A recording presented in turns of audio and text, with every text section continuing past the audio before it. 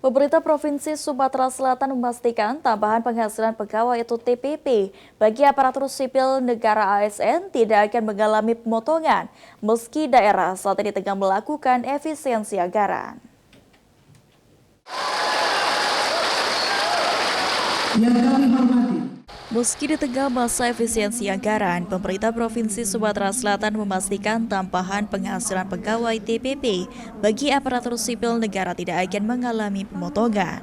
Pernyataan tersebut disampaikan Sekretaris Daerah Provinsi Sumatera Selatan Edward Chandra yang menegaskan bahwa komposisi belanja pegawai dan belanja total APBD Sumatera Selatan saat ini masih dalam kondisi seimbang. Karena itu, besaran TPP ASN dipastikan tetap sama seperti yang diterima selama ini.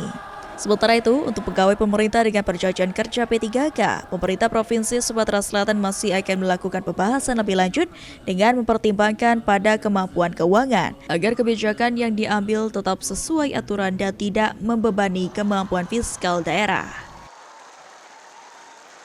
Jadi kita tetap menjaga ini karena sudah seimbang juga antara belanja pegawai dengan belanja secara total dari APBD ya. Jadi untuk yang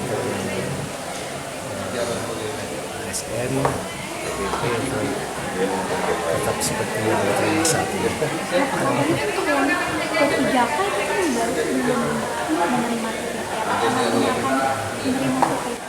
Dan nanti kita atur nanti sesuai itu dulu ya. Sementara hingga saat ini jumlah pegawai negeri sipil di lingkungan pemerintah Provinsi Sumatera Selatan berjumlah 12.334 orang dari total 24.811 ASN terdiri dari PNS dan P3K. Eki Saputra, PAL TV.